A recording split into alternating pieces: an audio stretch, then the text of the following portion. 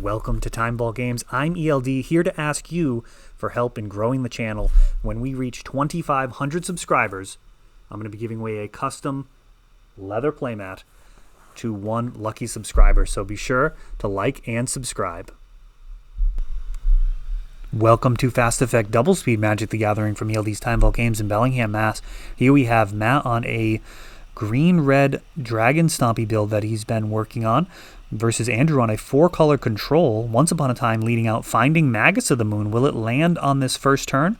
We've got Chrome Mox pitching Bone Crusher Giant and Elvish Spirit Guide along with Chrome Mox, leaving Matt with just a couple of cards in hand, and an Arkham's Astrolabe comes down for Andrew.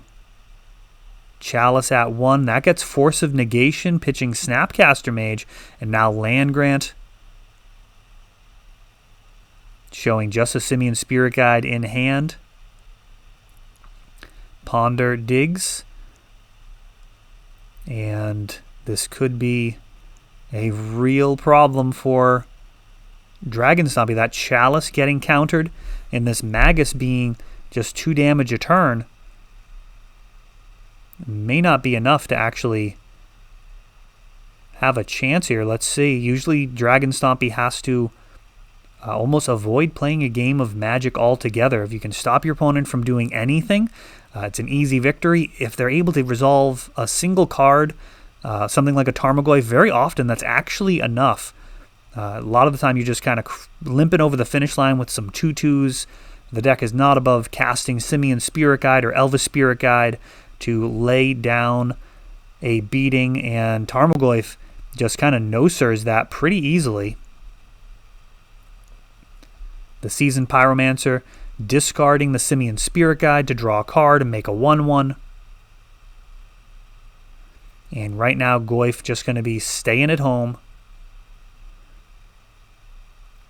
Oh, we see, I believe, Abrupt Decay in hand there.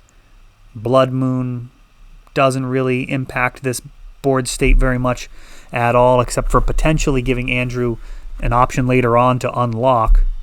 We've got a Colgan's Command blowing up a Magus and the Chrome Mox, a real value play there, essentially getting a 3-for-1.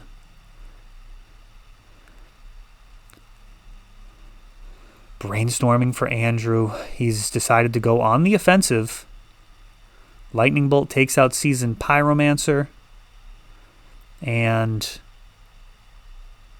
now Renin 6. That's right, folks. This is a bit of a throwback to late last year. Renin 6 was legal at the time, and we get to see some of that 2-mana Planeswalker in action. Bone Crusher Giant being used to take out the Planeswalker, growing the Tarmogoyf.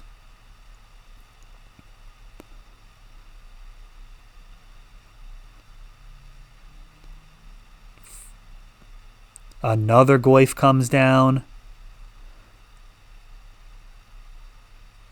Goyf was probably at its peak. I'm not even sure what you'd say here. Goyf was really, really good with Renin 6 in the format. He's also very good with Oko, but man, Renin 6 really made him phenomenal. Even in the Goyf mirror, it was a real issue to have to deal with Renin 6, as the Goyfs could bounce off of each other, and then the Planeswalker could do that final point of damage. So Renin 6 Goyfs were probably amongst the best Goyfs ever to be in the format.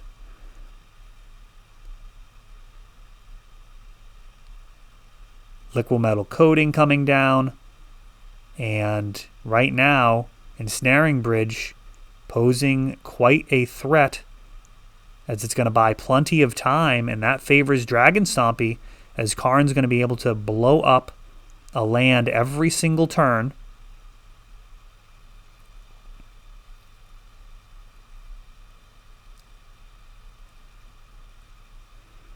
Andrew now with just mountains. Elvish Spirit Guide comes down, and it looks like Dragon Stompy may have managed to clinch this one. That Astrolabe not able to be used thanks to the Karn. And the rest of his mana is all red. So he's going to need... I mean, it's not really clear what he could get. Mycosynth Lattice comes down. And that is a one-sided lock. And Dragon Stompy winning an uncharacteristic game there. That was actually a lot of back and forth. Andrew able to get down Tarmogoyf, but Dragon Stompy able to just barely hold on and completely lock out the game at the end there with Mycosynth Lattice, preventing Andrew from getting back into that game. Karn is one heck of a magic card. Shutting off Astrolabe is just another upside to the 4-mana Planeswalker. So good that he's actually restricted in Vintage.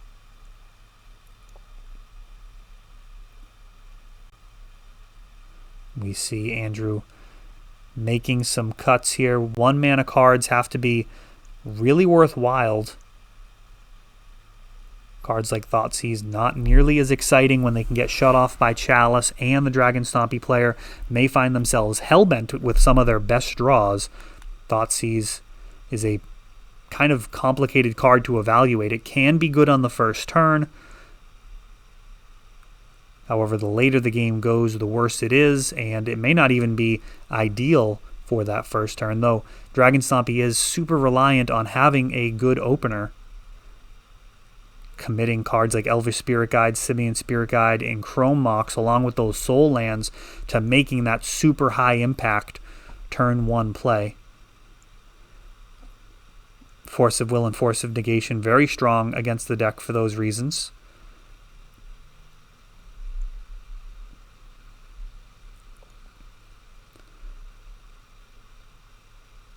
And basic lands leading out. Looks like we're going to have a turn 1 Astrolabe to draw a card, smooth over some mana, and a turn 2 Goyf.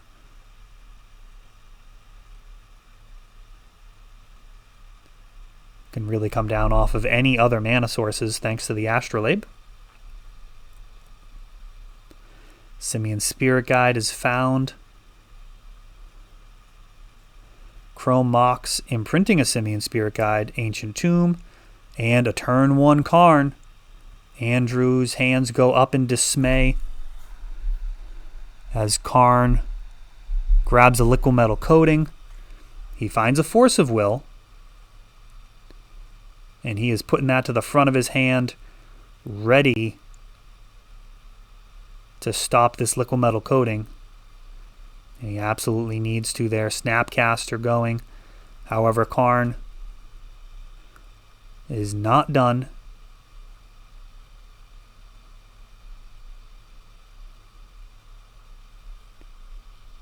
Let's see what he grabs. I believe he's got 3 cards in hand, so Ensnaring Bridge I think is exactly not enough. What do we have? Instant, artifact, land. Oh, there's the sorcery. Did he just play a sorcery into this? That may end up being a huge error.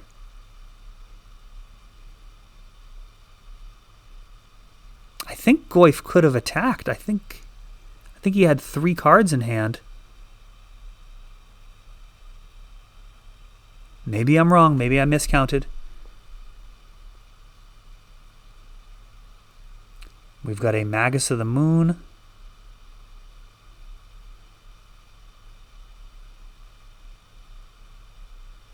And no cards in hand. Or 1 card in hand. Seasoned Pyromancer.